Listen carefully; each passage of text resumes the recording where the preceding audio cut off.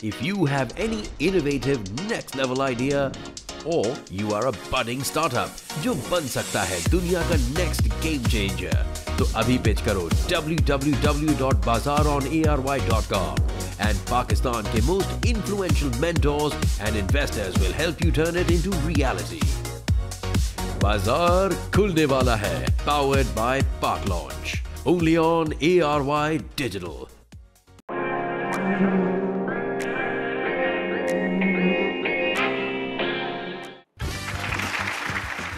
Hello अस्सलाम वालेकुम ख़वातीन और हज़रात, मेरा नाम Hasan Chaudhry and this is buzz.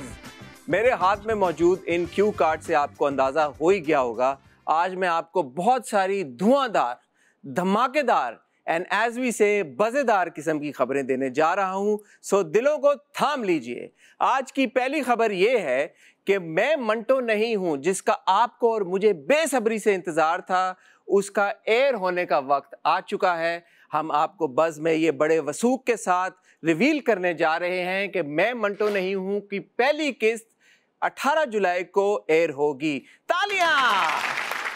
भाई मंटो को लेके एक्सपेक्टेशंस तो ऑलरेडी बहुत ज़्यादा हैं, बस अब हम ये दुआ कर रहे हैं कि वो एक्सपेक्टेशंस ना सिर्फ फुलफिल हों बल्कि एक्सीड हों। अस्सलाम वालेकुम पप्पू जी। क्या पर्सनालिटी है तेरा भाई, मरता है उस जन पर ही पर। ऊपर से जब बात करती है ना, वो साइलेंसर वाले पिस्टल के फायर की आवाज आती है। आई लव यू तो यूनिवर्सिटी में कई लड़के कह के भाग जाते हैं। रास्ता रोकना था, बातें करनी थी, thank you for the cake. हाथ पकड़ना था, फील करना था कि दुश्मन की बेटी का हाथ का लम्स कैसा होता है। तो उससे दोस्ती क्यों करना चाहते हो? और अच्छा नहीं लगता इतनी प्यारी लड़की हो और दुश्मन हो हमारी।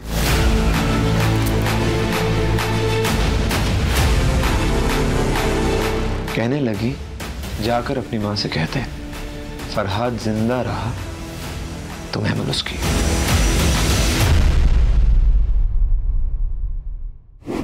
दूसरी धमाकेदार खबर, आप में से बहुत सारे लोगों का फीडबैक आया था और कमेंट्स के जरिए आप हमसे पूछ रहे थे कि तमाशा कब एयर होगा। तो आपको बताते चलें, तमाशा की एयरिंग डेट है अगस्त के पहले हफ्ते में एंड लाइक प्रीवियस सीजन्स वो उसी टाइम पे एयर होगा। तमाशा की तैयारियां जारी हैं, बहुत जल्द हम आपको तमाशा घर का टूर भी कराएंगे, तो आपने हमारे साथ जुड़े रहना है।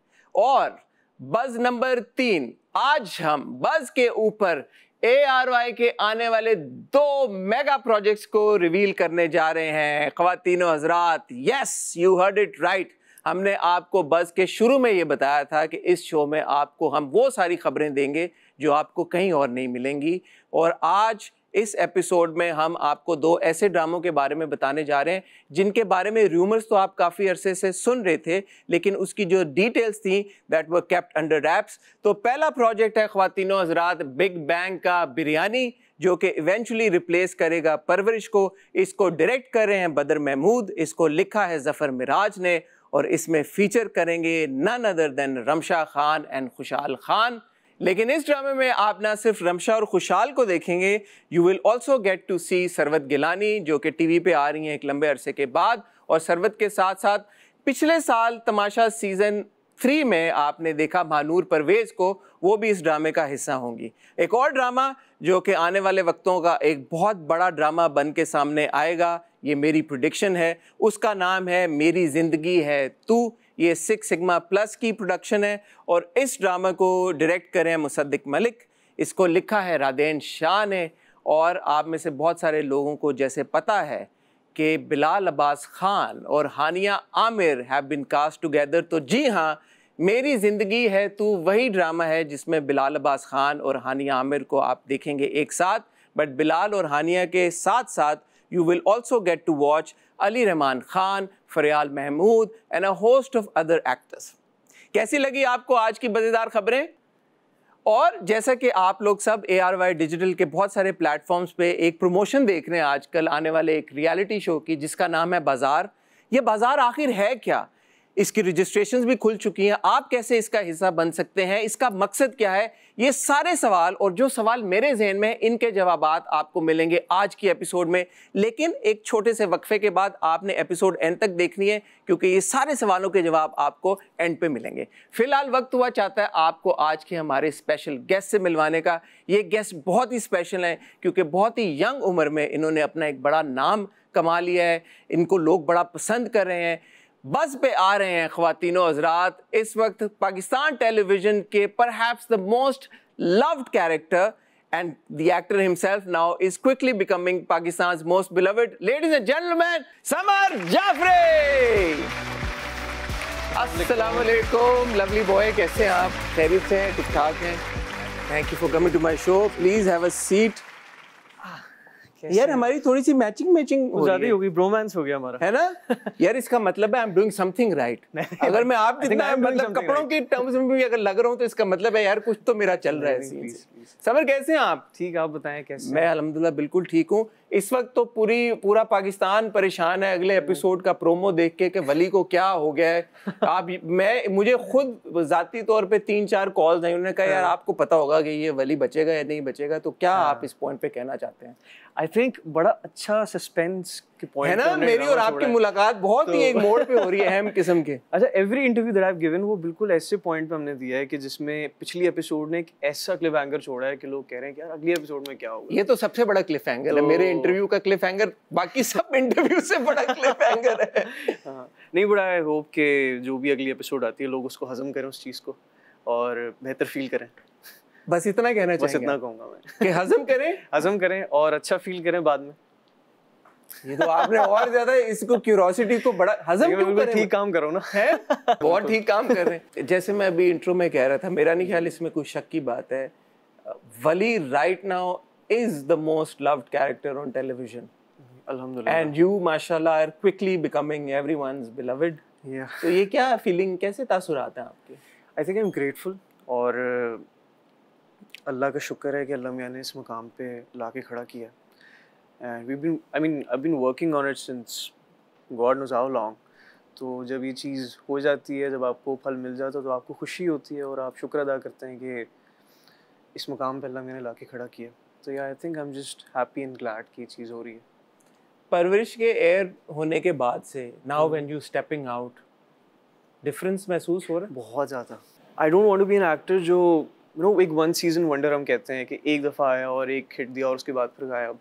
वो एक चीज़ हो जाती है ना कि जब आप पहला ड्रामा करते हैं, अगर वो चीज़ अच्छी चल जाए तो आपको डर लगा रहता है कि दूसरी चीज़ कैसी होगी फिर मेरी। तो मायरी के टाइम तक people were recognising me as Fakhir and like Mayri देखा था बड़ा अच्छा था। Now that I am stepping out of my house and people are actually praising Parwarish और गानों को भी कर रहे हैं साथ साथ, तो मुझे लगता है कि हमने एक सीढ़ी और ऊपर चढ़ ली है। नहीं, अभी जैसे आप लाहौर गए हुए थे, so when you were at the airport did people swarm you and like did people? या अच्छा, मुझे सबसे ज़्यादा खुशी पता है क्या होती है? जब मुझे क्रू जो है ना पहचानना शुरू हो जाता है जहाज का। तो हम सबको बड़ी खुशी होती है अगर क्रू कोई कुछ कर ले। हाँ, तो वो बड़ा जब आपको स्पेशल ट्रीटमेंट दे रहे होते हैं ना कि सीट आपकी जो है उन्होंने बोल दिया सर आप विंडो पे चले जाएं, कोई मसला नहीं, तो बड़ी खुशी होती है। समर और वली, इन दो में कितनी सिमिलैरिटी है अपार्ट फ्रॉम द फैक्ट कि दोनों बहुत अच्छा गाते हैं और दोनों बहुत धीमा बोलते हैं? दोनों बहुत धीमा बोलते हैं, दोनों की गलत बात है।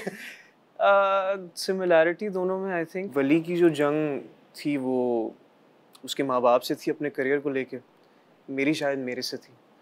Because like I said I been very insecure about my work, क्योंकि जब आप इंट्रोवर्टेड होते हैं, शाय होते हैं ना, तो आपको लगता है कि मैं प्रेजेंट किस तरह से करूँ काम, लोग पता नहीं ऑब्जॉर्व कर पाएंगे काम को, नहीं कर पाएंगे, परसीव कर पाएंगे, नहीं कर पाएंगे। तो आई थिंक मेरी जंग रही यही है।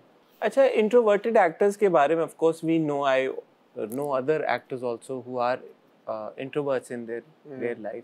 Is that a struggle?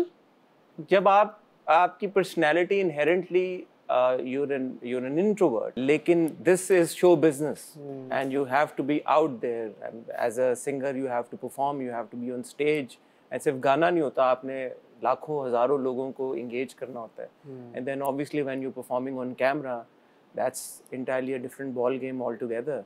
So ये वाला जो challenge है as an introvert to pick up a profession which is all about showing business. Exactly. उसका कैसे आपने ब्रिज किया? I think that was always a challenge for me. और मुझे सोशल एंजाइटी भी होती है, अच्छा। तो जितनी भी गैदरिंग्स होती हैं, जब जैसे इंडस्ट्री के लोग अगर बुलाते हैं तो बहुत कम सिलेक्टिव दोस्त हैं इंडस्ट्री के जिनकी तरफ मैं चला जाता हूँ कि चलो ये होंगे तो कम से कम मैं इनसे तो बात ही कर लूँगा ना। चैलेंज तो सबसे बड़ा ये होता है कि अगर आप किसी के सामने ज़्यादा बात नहीं कर रहे हो और आप यूँ बैठे ना, तो उनको लगता है ये बंदा एरोगेंट है। तो वो आपको ज़रा, स्पेशली अगर वो एक्टर हो, तो स्पेशली एक्टर हो या सिंगर और यंग हो, और अगर थोड़ा अच्छा कर रहा हो, तो उनको ये लगता है कि इसका ना दिमाग ख़राब हो गया है। Now people are actually trying to understand कि क्या लोगों के जज्बात होते हैं। तो I think people have been very welcoming. मुझे डर था कि मैं ये ना लगूँ कि बदतमीज़ सा बच्चा है, इस तरह की कोई चीज़ है, बट शायद वो चीज़ ये भी है कि जब बात करना शुरू होते हैं तो ठीक हो जाते हैं कि चलो ठीक है, बदतमीज़ तो नहीं है बात करने से। अच्छा, मुझे ये बताएं कि जो हम माया और वली की इक्वेशन देख रहे हैं, आप उसको कैसे डिफाइन करते हैं? Is it really love, is it friendship, is it companionship, what is it? तो आई थिंक माया एंड वली के केस में, दोनों के केस में यही हुआ है कि they found someone who is actually there to listen and understand what they are going through.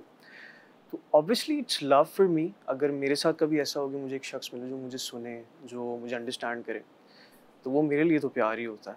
तो I think Maya and Wali, because वो दोनों अपने एक दूसरे को ज़िंदगी के उस पॉइंट में मिले जहाँ एक दूसरे की ज़रूरत थी उनको, तो उन्होंने पजल्स की तरह एक दूसरे को इस तरह से एक दूसरे के साथ मिले।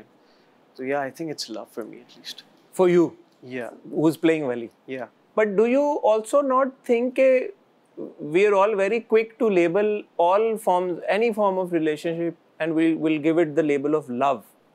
जैसे मैं इसी हफ्ते जो एपिसोड आई, मैं सीन देख रहा था जब वली माया को ये बोलता है कि भाड़ में गया पैशन वैशन यार, you know, मुझे I want to maintain my lifestyle. Yeah. And the look that she gives to him in that moment, in a very brief moment, मुझे ये लगा कि यार अगर ये दोनों एक दूसरे को इतनी अच्छी तरह से अभी जानते ही नहीं हैं, तो इसको क्या प्यार का नाम देना सही है या नहीं सही? क्योंकि at the end of the day these are two young kids. So as somebody who is very young, आपकी जनरेशन में ये जो एक तस्वर है प्यार का या लव, जिसको हम फिल्मों में जिस तरह से देखते आ रहे हैं उसकी depiction, is it the same और हैज इट इवॉल्व्ड नाउ? मुझे पता नहीं है कि यंगर जनरेशन कैसे फील करती है इस बारे में। जान तो आप किसी को भी तब तक नहीं सकते जब तक आप उसके साथ रह ना लें। तो इन वली एंड माया's केस आई बिलीव कि ऐसा है कि जो मेरे नज़दीक है, अगर मैं किसी को ये कहूँ कि अगर मैं फर्ज करें आई लव समवन, तो वो मैं क्यों कहूँगा? तो मैं सिर्फ तब कहूँगा जब मैं उनके साथ इस लेवल पे आ चुका हूँ कि जब वो जैसे भी हों आगे अपनी ज़िंदगी में, जब उनको जान रहा हूँ। ऑब्वियसली आप कभी भी किसी को पूरे तरीके से नहीं जान सकते, कभी ना कभी कोई ना कोई वॉल आपके सामने आके ब्रेक होगी and you will be like okay ये ऐसा बंदा है।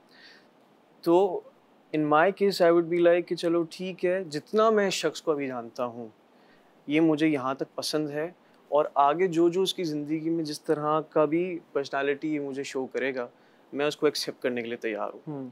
तो I think for me that would be love, and this is what Maya and Wali's case is like, कि वो कह रहे हैं कि चलो ठीक है, प्यार तो हम करते हैं, अभी आगे जो भी इसकी ज़िंदगी में चीज़ होगी हम साथ करें एक दूसरे के। तो या आई थिंक ये है। हमारे शो पे ऐना आई थी और उन्होंने कहा कि आपकी और ऐना की बड़ी एक दोस्ती है क्योंकि your mothers are friends, they were together in college. तो उन्होंने कहा मायरी के सेट पे तो आप दोनों एक दूसरे को मारते तक थे, इतना भागम दौड़ करते थे। फिर उन्होंने कहा अब हम मैच्योर हो गए थोड़े से, तो हमारे सीन्स भी कम थे। तो आप जरा डिफाइन करें, मैं आपका पॉइंट ऑफ व्यू भी जानना चाहता हूँ कि आपकी और ऐना की ये जो दोस्ती है, एंड ऑफ कोर्स माशाल्लाह आपके मायरी के बाद अब परवरिश also it's getting so much praise, और आप दोनों को एक अलग से, आप दोनों का इतना बड़ा फैंडम है जो इतने शौक से देखता है। तो क्या हाउ डू यू डिफाइन वली और माया? तो आपने बता दिया, but how do you define summer and Anna? As an actor, as a friend, I have huge respect for her. Say, because she's very young and the kind of work she's doing right now in this industry. बहुत सारे actors हैं जो शायद इस तरह, मैं भी नहीं कर सकता इस तरह से वो काम कर रही है। I think the way she portrays her characters, वो कोई सीखा हुआ ही बंदा हो सकता है जिस तरह से वो करता है। And I think over the years, हाँ, मैं भी मज़ीद इंट्रोवर्ट होता गया, तो मेरी बात करने का तरीका या मेरे बात ज़्यादा वैसे भी अब कम ही निकल पाती है मुँह से। तो and obviously we had limited scenes and limited days with each other, तो वो भी ज़रा हो जाता है कि आप 2 साल बाद किसी से मिल रहे हैं तो आपका थोड़ा सा होता है कि यार भी रिस्पेक्ट करनी है। पहले माहिरी के सेट पर because we were like meeting each other every day, तो वो एक बदतमीजी भी आ गई थी बीच में। अच्छा। मार रहे हैं, बदतमीजी कर रहे हैं एक दूसरे से, पता नहीं क्या क्या बातें बोल रहे हैं, बिलो द बेल्ट जो है वो इंसल्ट कर रहे हैं एक दूसरे की। तो अब जाके ऑब्वियसली बिकॉज वी ग्रोन तो हम लोग कहते हैं कि नहीं नहीं यार, इंसान को इज्जत भी देनी आनी चाहिए। तो आई थिंक वो वाला फैक्टर अब ज़्यादा है। अच्छे दोस्तों की बात ही होती है कि आप बेशक सालों बाद में मिलें, लेकिन आप जब मिलें तो अच्छा टाइम गुजरे उनके साथ, ऐसा ना हो कि यार वॉल्स आ गई हैं बीच में। I think this is what my and Ana's case is like. तो मूविंग फॉरवर्ड अब आप दोनों ने ये फैसला किया यार एक दूसरे से ब्रेक, अब हम एक दूसरे के साथ अगले 2-4, क्योंकि even older actors do that right, उनके 2 प्रोजेक्ट्स बड़े हिट हो जाते हैं, फिर बड़ा प्रेशर होता है कि इनको यार दोबारा कास्ट करो, इनके साथ ही करो, एड्स भी दो, तो फिर वो भी कहते हैं यार बस भाई हेलो थोड़ी सी ब्रेक हमें लेने दो। तो आप क्यों रहना का इस पे कोई अभी हुई है डिस्कशन या सोचा आपने इस बारे में? अभी नहीं। 2 साल में हमने 2 प्रोजेक्ट साथ कर लिए हैं और दोनों इतने पॉपुलर माशाल्लाह। और मेरा तो ये तीसरा था जिसमें से दूसरी बार मैं उसके साथ काम कर रहा हूँ, तो मुझे लगता है मुझे ब्रेक लेना चाहिए। बट ये जो एक फैंस का अब नया एक मैं विटनेस कर रहा हूँ पिछले 5-6 सालों में, बहुत ज्यादा एक प्रेशर आना शुरू हो गया एक्टर्स के ऊपर। When actors are paired with certain actors जिनको वो बहुत पसंद करते हैं, वो ये कहते हैं कि भाई हमारा फेवरेट एक्टर अब किसी और के साथ काम ही ना करे, और किसी और के साथ अगर वो कर ले तो बस उस एक्टर का भी वो। तो ये आप फेस कर रहे हैं फैंस की तरफ से, या आपके फैंस जो हैं वो they're cool about it? I think मैंने अभी उतना काम ही नहीं किया है तो ये बोले। मेरी जो दूसरी फिल्म थी उसमें आशिर मेरे साथ था। वो आशिर को तो नहीं कह सकते कि इसको हटाओ रैना को लेके आओ, क्योंकि वो लड़के का कैरेक्टर है। 2 ड्रामे में फिर जो मेरा हम दोनों था उसमें कोई मेरा लव एंगल नहीं था ऐसा, नहीं था। तो वो मैं अकेला ही कर रहा था उसमें। तो मेरी जितनी भी अगर लव एंगल जो दिखाया गया वो ऐना के साथ ही दिखाया गया है, तो I think people are very comfortable कि चलो ठीक है, अगर पहली दफ़ा हमने इसको उसके साथ देखा दूसरी बार भी उसी के साथ आ रहा है, तो देयर हैप्पी। ऐसे मुझे सुनने को तो नहीं मिला कुछ। अच्छा, इस एपिसोड में हमने देखा कि वली पहले ये कहता कि मैं आई डोंट केयर अबाउट, अब्बा जा रहे हैं अमेरिका तो जाएं भाई, मुझे नहीं फ़र्क पड़ता। लेकिन फिर समथिंग चेंजेस और वो बड़े शौक से एक्साइटेडली जाता है अपने वालिद को मिलने। क्या ऐसा हुआ, क्या ट्रिगर हुई थॉट, क्या वजह बनी, क्यों गया वो अपने बाप से मिलने? जो यंग ब्लड होता है ना, हम जज्बाती होते हैं ज़रा, ठीक है, और हम कुछ ऐसी बातें कर जाते हैं अपने वालिदैन से कि हमें खुद नहीं पता होता कि वो क्या उनके ऊपर इम्पैक्ट छोड़ रही है चीज़। वली की बात होती है उसकी वालदा से, तो जब वो कॉन्वर्जेशन उनके साथ करे तो उन पे चीख रहा है, वो बॉस नोटिस कर लेते हैं। लेटर ही मेक्स हिम रियलाइज़ कि यार एक बंदे ने तुम्हें पाल पोस के बड़ा किया है, तुम्हें एक ज़िंदगी दी है, तुम्हें समझाया है, तुम्हें सब चीज़ें सिखाई हैं, और आज तुम उसी पे ही चीख रहे हो और तुम उसको बता रहे हो कि उसको ज़िंदगी किस तरह से जीनी चाहिए। I think that was the moment when Wali realise कि मैं अपने ईगो, अपनी सेल्फ रिस्पेक्ट के चक्कर में उनको बिल्कुल ही पीछे छोड़ता जा रहा हूँ। एंड इज़ लाइक कि कुछ भी हो जाए, इन द एंड रिश्ते तो हमारे ही अपने घर वालों के साथ ही जो हैं वो रहते हैं। So that was the moment in which he realized, he's like, okay यार, I think I should keep my self-respect and ego aside and just go and meet him for once at least, just to see कि ठीक है। एक बार मिलने गया था, खाली मिलने गया था, ऐसा नहीं था कि घर वापस जा रहा है। नहीं, खुदाफिज करने जाता है कि चलें आप मेरे से मिल लें, आप जा रहे हैं तो चीज़ें हम ठीक करके जाएं, ये नहीं कि मैं वापस आ रहा हूँ। इसलिए कि चलें ठीक है, मेरे से जो भी हुआ उसके लिए माजरत, और आप भी मुझे माफ़ करें, मैं भी आपको करता हूँ, तो आप खैर से जाएं। This was his intention, but his father was like कि चलो ये भी नहीं करना मैंने। तो या Why was that snub necessary, you think, in the script? Because मैं इसके बारे में सोच रहा हूँ, मैंने जब से एपिसोड देखी, I'm thinking यार ये इस बाप की तरफ से इस स्नब का क्या मकसद था कि वली को तोड़ देना है completely? आप मुस्कुरा रहे हैं, मेरे ख्याल में आपने ये सोचा है या इसका कुछ जवाब है जो आप अभी रिवील नहीं कर? जवाब है, लेकिन I can't reveal much about the project ना। तो अभी वो एपिसोड जानी है जिसमें बहुत चीजें, तो इसका मतलब आगे चल के हमें पता सब लग जाएगा कि इसका क्यों हो रहा है, क्या हो रहा है। अच्छा, इसका मकसद we'll find out everything. What is the general feedback been for Parvish that you've personally received? I think what I've received personally, which I loved, usually सबकी कोशिश ही होती है कि ज़्यादा प्रीची ना हो कोई भी कंटेंट हो। परवरिश, what we've achieved as actors, as content creators या जो भी जितने भी लोग इसमें इन्वॉल्व थे, कि हम बड़े सटल तरीके से कुछ चीज़ें समझा गए हैं लोगों को।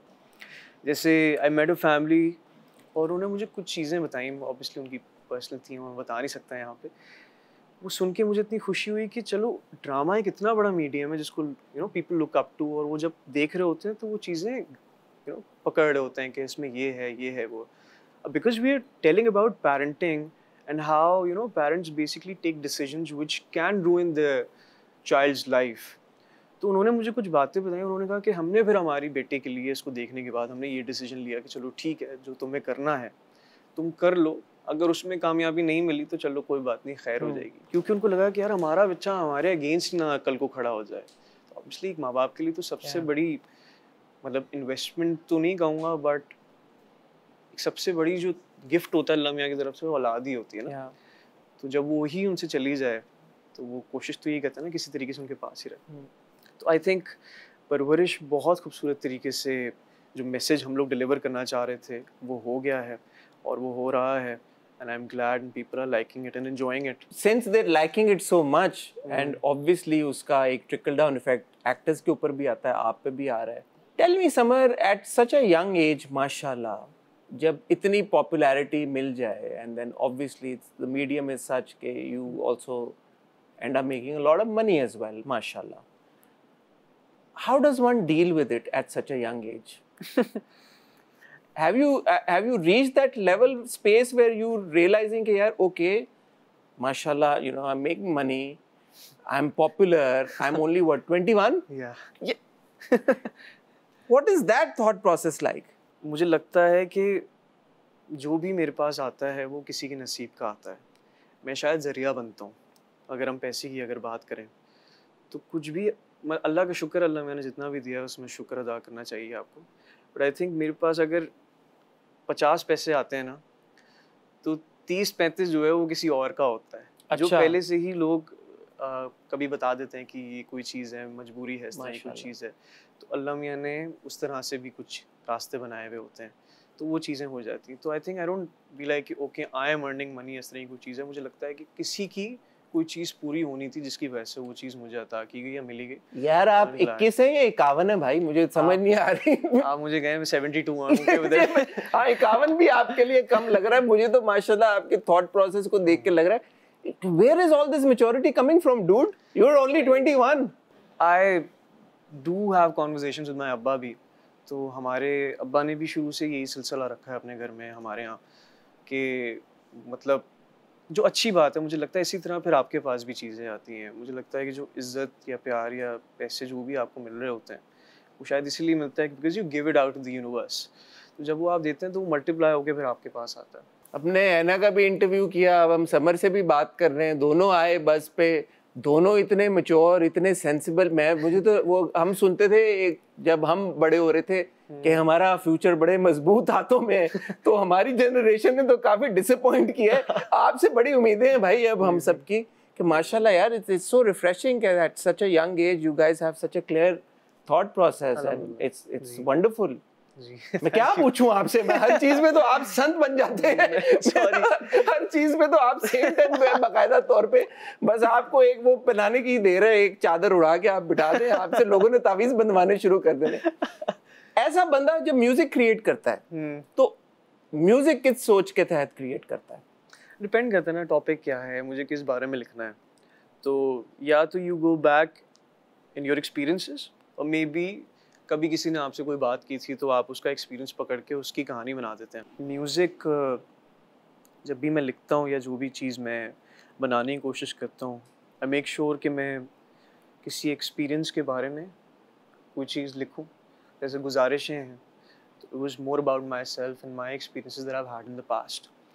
तो उसको लेके I came up with this idea कि क्यों ना एक ऐसी चीज़ बनाई जाए या कोई ऐसी चीज़ लिखी जाए जिसमें एक शख्स तंग आ गया है हर चीज़ से और लोगों से मांग के और कुछ बता भी नहीं रहा है कि मैं किस चीज़ से गुजर रहा हूँ और मेरा क्या हाल है। इन दी एंड सारे उसको लग रहा है कि दरवाजे बंद हो गए हैं, और फिर यहाँ पे आके वो ये कहता है कि अब वक्त आ गया कि मैं अल्लाह मियाँ से मांगूँ। क्योंकि यही होता है ना, हम दुनिया में इतने घूम रहे होते हैं, we don't ask a creator for whatever we need. Maybe we look out for others के यार ये मुझे काम दे देगा, या ये मुझे पैसे दे देंगे, या ये मुझे फलाना बंदे से मिला देंगे। और वो सब चीज़ें कराने वाली ज़ात तो अल्लाह मियाँ की होती है, and we forget that in between. तो this was exactly how Guzarish came in my head कि क्यों ना इस तरह की कहानी पे गाना लिखा जाए। मैं रहूँगा क्या वो था? मैं रहूँ तो मुझे ऐसे मीसम भाई ने कहा कि एक ऐसा गाना लिखो कि पता लगेगा कि बंदे ने पहली बार गाना बनाया। मैंने कहा ठीक है, तो वो तो हम ऐसे ही बैठे बैठे नॉन सीरियस एटीट्यूड के साथ लिख दिया। And when it came out people you know like कि क्या बना दिया। My favourite song. I mean अच्छी बात है लेकिन मेरा नहीं है उस तरह से। हाँ, ये मैंने देखा आप एक और इंटरव्यू में भी ये बात हुई, आपने कहा मेरा इतना कोई फेवरेट नहीं है। हाँ, and I think people expect you to say कि यार why aren't you talking about मैं रहूं। I think that's probably because कि जब आपको लगता है कि शायद मैंने अपना पोटेंशियल पूरे तरीके से इसमें इस्तेमाल नहीं किया, तो शायद ये चीज़ मेरी उतनी अच्छी नहीं है। What do you identify with more, music या acting? Music. I think because it's like I said, I recall my past experiences, so I'm telling what I've experienced or what I would want to do in life. So I'm writing about myself. मैं अपनी बात कर रहा हूँ. Acting is like you're playing a character which is written by someone else and आप उसमें जान डाल रहे हैं, तो आप एक अलग बंदे की तरह से सोच रहे हैं. Music में मैं अपनी चीज़ express कर रहा हूँ, being an introvert who is not really expressed his self. So let's say 5 years down the line. Yeah. समर एज अ म्यूजिशियन जाने जाएंगे, एज एन एक्टर जाने जाएंगे, as a musician who's also an actor जाने जाएंगे, ये सोच है? I'd be more than happy अगर लोग बोले अच्छा आर्टिस्ट है। वाह, तो खुशी इस बात पे ज़्यादा होगी। और आर्टिस्ट के बारे में एक बात जो मैंने ऑब्जर्व किया है कि वो सिर्फ एक आर्ट में अच्छे नहीं होते। फिर जैसे आप म्यूजिक में अच्छे हैं, आप एक्टिंग में अच्छे हैं, आई एम प्रिटी श्योर कोई 2-3 और भी चीजें जिसमें आप बड़े अच्छे होंगे। हैं ऐसी चीजें या नहीं? सॉन्ग राइटिंग में अच्छा हूँ, कंपोजिंग में अच्छा हूँ, और I think ये चीज़। Do you also paint and stuff? No, I don't paint. No, you're not into art or anything? I mean, I get fascinated by people who paint. ठीक है, मुझे बड़ी खुशी होती है जब लोग पेंट करते हैं। मेरी बहन पेंट करती हैं, तो जब भी वो कोई चीज़ बनाती हैं तो मैं बड़े शौक से देखता हूँ कि कैसे बनाई हुई है। I get fascinated by that, so I love art. Young लड़के लड़कियां जो कि इस फील्ड में आना चाहते हैं, जो कि अदाकार बनना चाहते हैं, उनको पता हो ना सो किस तरह के मसाइल होते हैं। My point is just be good. यहाँ people don't want to listen to no. सही है, अगर आप किसी को no बोल दें तो उनको लगता है कि ईगो हर्ट हो जाती है। ईगो हर्ट हो जाती है और ब्लेम हमें करते हैं कि ये अब हमें ना बोलेगा, इस तरह की चीज़ होती है। तो मुझे लगता है कि थोड़ा अंडरस्टैंडिंग भी होना चाहिए इस बात को लेके कि मैं ना क्यों बोल रहा हूँ। फ्यूचर प्रोजेक्ट्स में क्या है summer? I am looking into scripts right now. I won't say that I have said yes to anyone, but I'm exploring because इतनी एक अच्छा टॉपिक हमने उस पर एक ड्रामा बनाया है। मुझे लगता है कि एटलीस्ट उसके लेवल की कोई एक चीज़ होनी चाहिए जो हम डिलीवर करें इन दी एंड। आपको किस तरह के कैरेक्टर्स ऑफर होना शुरू हो रहे हैं? मुझे अभी तक एक आधा मेन स्ट्रीम कैरेक्टर्स ऑफर हो। वो टॉक्सिक बॉयज का आ गया है कोई? हाँ, जो थपड़े छपड़े मार रहा है, जो बीवी पे जुल्म कर रहा है? वो पहले हुआ था। अच्छा, हो गया है वो पहले ही हुआ। इतनी यंग उम्र में हो चुका है वो। मायरी के फौरन बाद ही हो चुका है। उन्होंने कहा ये इतना छोटे बच्चे से हम ये करवा लेंगे। लेकिन जबरदस्त। वो कैरेक्टर ही ऐसा था कि उसी एज में एक लड़का था। अच्छा, उसी एज में था, इन्हीं के 30-35 का, कुछ तरह की उस एज में कैसा था, तो आगे चल के कैसा होगा, मैं तो ये सोच रहा हूँ। वो इतना उसका कैरेक्टर का ग्राफ नहीं था, तो वो यही था कि 22-23 साल की उसकी जिंदगी है और उसी में 1 साल की पूरी। अभी ऐसे आ रहे हैं जो आपकी शादियां करवा रहे हैं, 2-2 शादियां करवा रहे हैं। 2-2 शादियां नहीं, एक पे ही हैं अभी आप 2 वाले फेज में नहीं गए। अभी हैं 6 महीने और दे दें, एक प्रोजेक्ट और दे दें आप, फिर आप दूसरी और तीसरी पे भी जाएंगे, फिर वो वाले स्क्रिप्ट आएंगे आपको। एक तरफ है घर वाली, एक तरफ बाहर वाली, वो भी आएगा आपके पास। अभी वो नहीं आए, नहीं आते रहे, हम पढ़ते रहेंगे। ये मेरी बड़ी कॉन्वर्सेशन होती है हमारे सारे गेस्ट के साथ, एक्टर्स के साथ, कि भाई ऑब्वियसली यू फील रिस्ट्रेंड। जो हमारे ड्रामे हमें नजर आ रहा है ना, परवरिश तो एक once in a blue moon एक ड्रामा ऐसा बनता है। And I am so glad and thanks to the audience कि उन्होंने इसको इतना सक्सेसफुल बना दिया कि I hope more producers and even more channels will look into it and say कि यार ठीक है यार, let's do something like this. But otherwise तो हम देख ही रहे हैं ना, हमारे ड्रामों में वही मर्द हैं, वही लड़के हैं, वही मसले हैं लड़कों के, वही चीज़ें हैं। तो as an artist when you see those scripts, what is your reaction, what excites you? मुझे पता है कि डायरेक्टर कौन है, तो मैं तो सबसे पहले उस चीज़ को देखता हूँ। बिकॉज अगेन सेट पे बहुत चीज़ें ठीक की जाती हैं। इन परवरिश भी किरण हमारे पास सेट पे आती थी और हमसे बहुत सारे सवाल पूछती थी कि ये किरण राइटर है परवरिश की, और फिर ऐसा भी हुआ है कि मेरी, मीसम भाई और किरण, हम तीनों की बैठ के बहुत सारी चीज़ों को लेकर डिस्कशन हुई है कि वली कैरेक्टर में ये क्या होना चाहिए है, फलाना कैरेक्टर में अगर ये हम कर दें तो आज का बच्चा किस तरह से सोचता है, किस तरह से ऑपरेट करता है, वो बताओ। तो किरण फिर उस हिसाब से चीज़ें लिखती थी। So like I said, it depends on the writer and the director. Captain of the ship कहते हैं ना हमारे डायरेक्टर को। तो अगर कैप्टन ही जो है वो आपका स्ट्रॉन्ग है तो सबसे पहले तो कहानी वहीं पे ख़त्म हो गई। फिर आप कहते हो कि स्क्रिप्ट तो जैसी भी हो, मुझे पता है कि मेरा डायरेक्टर ठीक कर देगा इन दी एंड। तो I think what excites me as an actor, script से ज़्यादा मुझे लगता है मुझे डायरेक्टर करते हैं। अच्छा, ये परवरिश का जो कॉन्सेप्ट है दैट्स बाय फहद मुस्तफ़ा। तो आपकी फहद से कोई डिस्कशन हुई है परवरिश को लेके, अपने किरदार को लेके? वो आए हैं आपके सेट पे? फहद भाई से सेट पे उस तरह से आई कुडंट मीट, बिकॉज जब वो आए थे तो उस दिन आई लेफ्ट जल्दी। उसके बाद I think he is always been involve in the creative process शुरू दिन से ही, हर ड्रामे के ही। I think this is the first time he is taken the credit कि उन्होंने कॉन्सेप्ट इस तरह की एक चीज़ बनाई है। But my most of the sittings were with the director and the writer, Kiran और मीसम भाई। तो जो भी हमारी कॉन्वर्जेशंस थी, जो भी बात हुई थी मेरी डायरेक्टली फहद भाई से ऑब्वियसली नहीं हो पाई, लेकिन जो भी मैं अगर कह रहा या कर रहा हूँ या कोई भी चीज़ होगी तो obviously in the and approve तो ये लोग ही करेंगे इन दी एंड। कोई आपको फीडबैक मिला फहद से? You once left me a text on Instagram, तो कहते हैं सुनो, मैंने कहा जी, कहते हैं I am proud of you, love you, मैंने कहा love you more. So yeah, that was very sweet of him. Cute. That's typical Fahad Mustafa. Yeah. Samar, we're so glad you were part of Parvarish. Thank you. And I feel proud of you because we met a year ago जब आपकी film आ रही थी, and उस वक्त भी I was so happy. You performed so well in your film also. Thank you. And अभी आपका माशाल्लाह ये तीसरा ही प्रोजेक्ट है कि जहाँ पे आपने you made such a wonderful mark. It's always so heartening to see young artists come forward and own the screens and on the platform. I wish you all the very best. Thank you so much. लेकिन जाने से पहले आप कोई message अगर देना चाहें आपके फैंस को, जो कि बड़ी तादाद में आपके फैंस हैं, और यकीन करें सबसे ज़्यादा रिक्वेस्ट आप ही की आती है कि भाई समर को बुला लें, समर से बात कर लें, तो उन फैंस को आप क्या कहना चाहेंगे? फैंस को बस यही कहेंगे कि जो भी आगे प्रोजेक्ट करें, जो भी काम करें, बस उसको उसी तरह से पसंद करें जिस तरह से अभी कर रहे हैं। And I hope I keep doing good, और आपसे जब भी मिलें अच्छे से मिलें। I wish you all the very best. Allah आपको बहुत तरक्की दे, अल्लाह आपको बहुत खुशियाँ दे, और आपकी इतनी एक पॉजिटिव एनर्जी आप इमिट करते हैं। आई होप कि आप इसी तरह और लोगों में भी पॉजिटिविटी बांटते रहें। ख्वातीनो हज़रात, अभी हमारी शो का इख्तिताम नहीं हुआ, वक्त हुआ चाहता है एक बहुत ही छोटी सी ब्रेक का।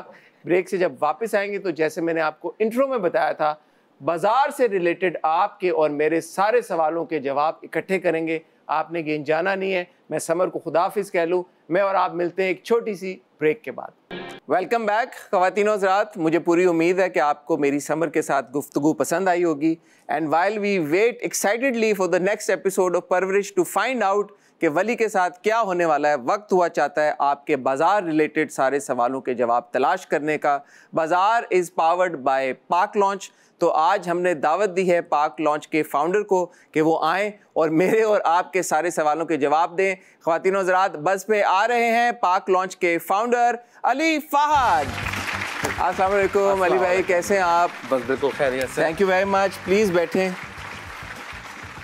अच्छा अली भाई, सबसे पहले तो ये बताएं बाज़ार क्या है? हम इतनी प्रमोशन देख रहे हैं माशाल्लाह ARY पे उसकी, तो ये किस तरह का रियलिटी शो है और किस तरह के लोगों को इसमें हिस्सा लेना चाहिए?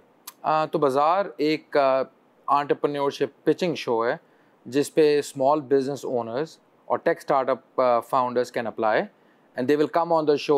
दे will go through 3 months of mentoring from top entrepreneurs और इन्वेस्टर्स, और उसके बाद they will get an opportunity to raise funding from 2 different vehicles. एक ये होगा कि वो they will pitch to the judges and the gurus that we are calling them, and they'll be able to raise from them. They are some of the top business owners and mentors that you can find.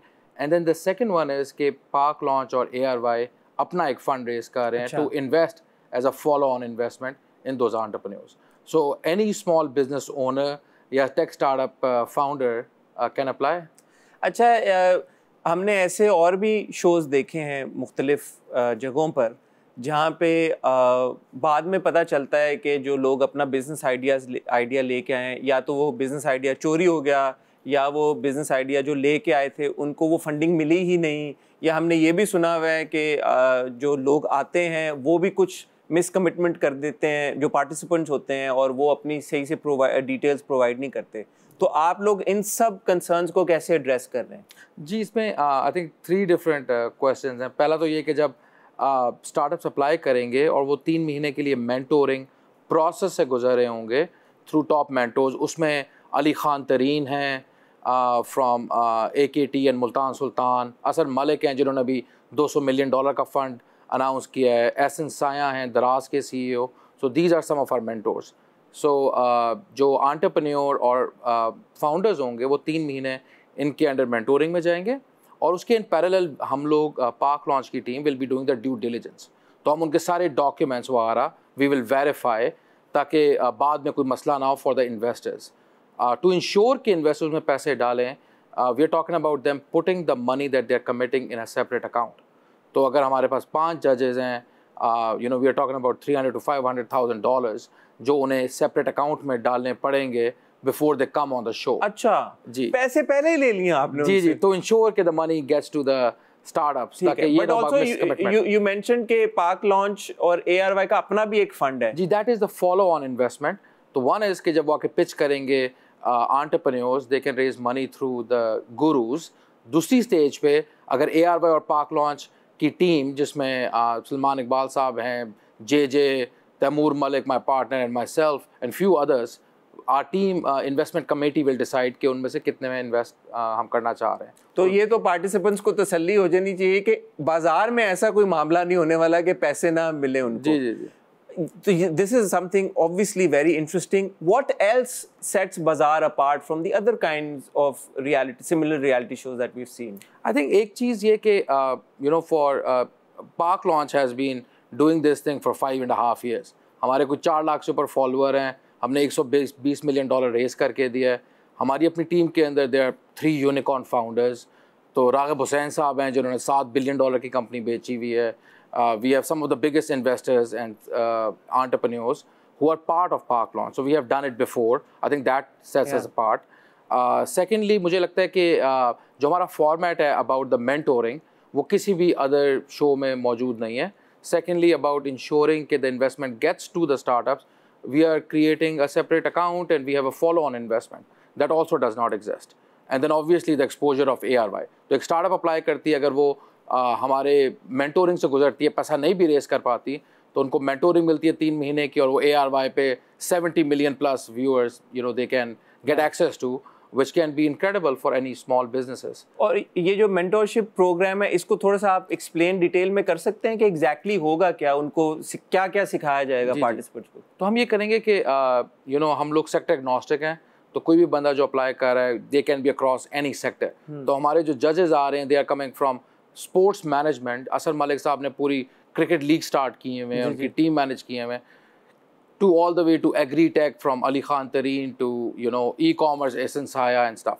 सो जब startup वाला apply करेंगे, हम उनको map out करेंगे mentors के साथ 3 महीने के लिए।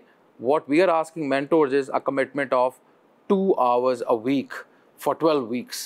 तो हर 2 घंटे की वो लोग मेंटोरिंग एंड एडवाइजिंग प्रोवाइड करेंगे for the startups, and keep them, and they can spend more time than 2 hours also, right? So the startups will learn कि यार हमने अपना आइडिया पिच कैसे करना है, प्रेजेंट कैसे करना है, ड्यू डिलिजेंस क्या होती है, क्या डॉक्यूमेंटेशन है, वो सब इस प्रोसेस में। And also scaling the business. So our goal is कि one is अगर through the mentors, अगर startups वाले they are able to raise money, they can even include some of these mentors on their cap table. So we are coming up, not too complicated, but there are processes around it to ensure long term success कि हम mentors को startups के साथ how we can connect them back even after they have raised money. ठीक है। So अभी तक registrations are open. जी जी, more startups can register themselves. आप मुझे बता रहे थे ऑफ कैमरा कितने कुछ आपके एप्लीकेशंस ऑलरेडी आ चुके हैं? हमारे अपने नेटवर्क के अंदर कोई 8,000 से ऊपर लोग हैं। अच्छा। So obviously we are targeting, we want to make sure कि some of the very best startups apply. तो हमारे पास काफ़ी 100 में हज़ारों में लोग हैं जिन्होंने अप्लाई किया हुआ है। and we are still like open. हमारा 20 जुलाई is the last 20 date. July is the last तो date. अगर आप छोटा business है या आप tech startup हैं, you should apply. ये it can be at any stage. हमारा focus obviously early stage पे ज़्यादा है, लेकिन अगर आप growth stage पे भी हैं and you are raising 5 crore 10 crore रुपए और more, we can also help you with that. So हम लोग we are looking at all stages, more focus towards early stage और sector agnostic. So apply before 20th July, और अगर कोई you know other people and friends who might be interested or who could benefit, encourage them as well. I think it's a opportunity of a lifetime. ज़बरदस्त. I think Ali भाई ने सारी बात ही clear कर दी आपको. 20 जुलाई तक बाज़ार के लिए रजिस्ट्रेशंस ओपन है. बाज़ार का फॉर्मेट क्या है वो भी अली भाई ने आपको बता दिया. मेंटरशिप प्रोग्राम के बारे में बता दिया, जिसमें अगेन बहुत ज़्यादा एक आई थिंक पार्टिसिपेंट्स में मोटिवेशन होनी चाहिए कि उनको बहुत कुछ सीखने को मिलेगा. एंड एज यू सेड कि फंडिंग तो एक चीज़ है, बट अपना आइडिया लेके आना, उस पे चीज़ों को समझना और फिर आइडिया को 70 मिलियन से ज़्यादा लोगों तक पहुंचा देना, that in itself is going to be an achievement. Thank you so much Ali भाई फॉर योर टाइम. एंड इंशाल्लाह लॉन्च के करीब कोशिश करेंगे कि आपको दोबारा ज़हमत दें, और जो बाकी की डिस्कशन है वो तब करेंगे. ख्वातीनो हज़रात, ऑन दैट नोट आज का एपिसोड यहाँ पे इख्तिताम करेंगे. अगले हफ्ते इंशाल्लाह आपसे दोबारा मुलाकात होगी. तब तक अपना ख्याल रखिएगा, दुआ में याद रखिएगा. खुदा हाफिज़.